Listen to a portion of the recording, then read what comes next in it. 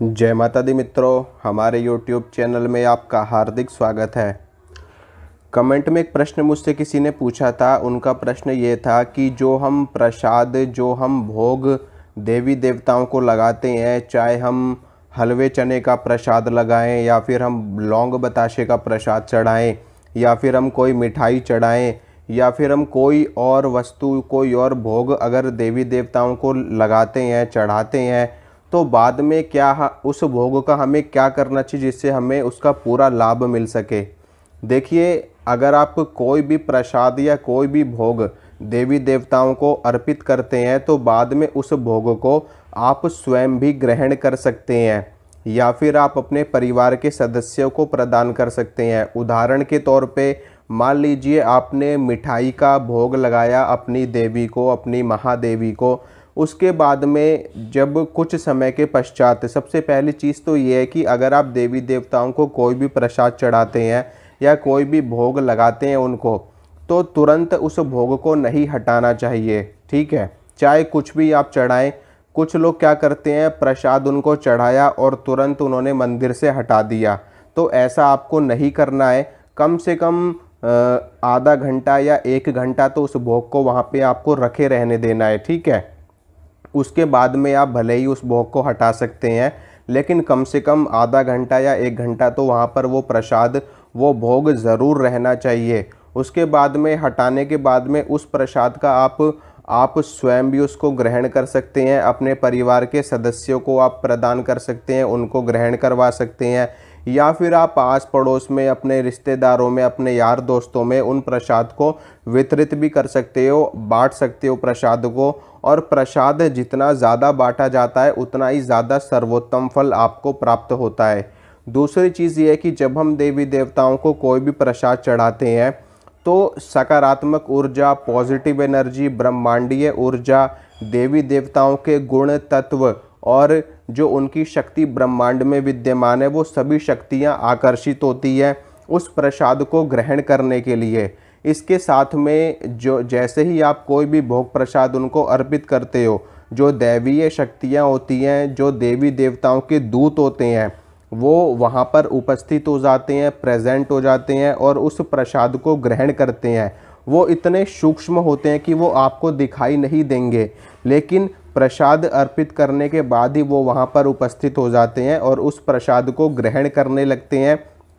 चाहे वो उसको सूंघ करके ग्रहण करें, चाहे वो उसको खा करके ग्रहण करें, किसी भी रूप में वो उनको ग्रहण कर लेते हैं। ठीक है, वो स्पर्श के माध्यम से भी ग्रहण कर सकते हैं, गंध के माध्यम से ग्रहण कर सकते हैं। इसके अलावा वो उसको ग्रहण वैसे भी ग्रहण कर सकते हैं अगर वो चाहें तो। इसके साथ में या फिर आपके स्वयं देवी देवता जिनको आप अर्पित कर रहे हो वो प्रसाद, वो भी उस प्रसाद को ग्रहण करते हैं। कुछ लोग जो भोग प्रसाद होता है उसको अग्यारी पे देते हैं, अंगारी पे देते हैं, या फिर कुछ लोग हवन कुंड में सीधा अर्पित करते हैं। तो उसमें अगर आप अर्पित करते हो तो कोई आपत्ति वाली बात नहीं है। अग्नि के माध्यम से, स्वाहा शक्ति के माध्यम से वो प्रसाद, वो भोग आपके इष्ट तक पहुंच जाता है।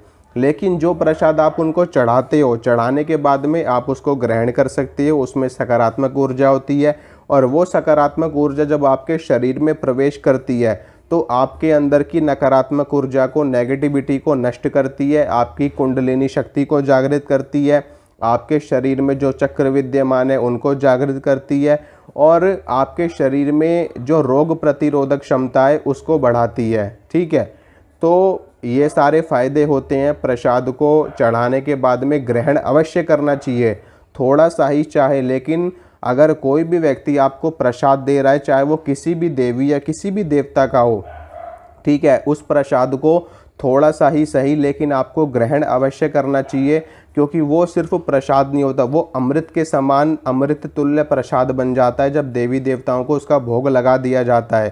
तो उससे आपका कल्याण होगा, आपका मंगल होगा, आपके परिवार का मंगल होगा। ठीक है, तो ये था मेरा बताने का आशय। अगर आप भी ऐसा करते हैं तो उसको ज़रूर स्वीकार करिए और प्रसाद को ज़्यादा से ज़्यादा बांटने की कोशिश करिए।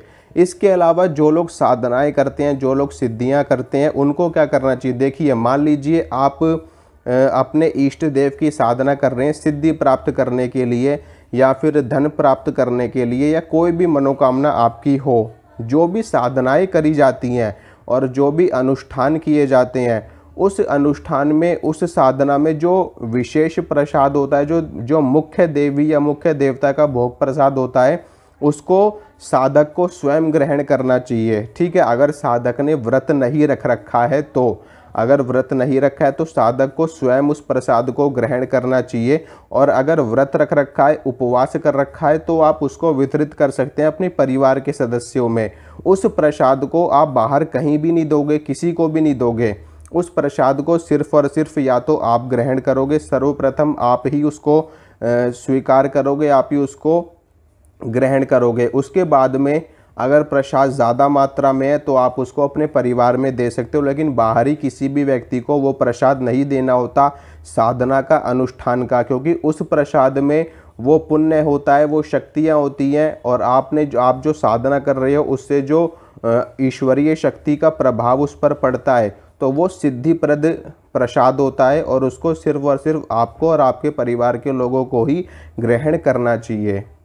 तो चलता हूँ मित्रों, वीडियो को लाइक कर देना, वीडियो को शेयर कर देना, चैनल को कर देना सब्सक्राइब। मिलूँगा आपसे अगली वीडियो में। जय माता दी।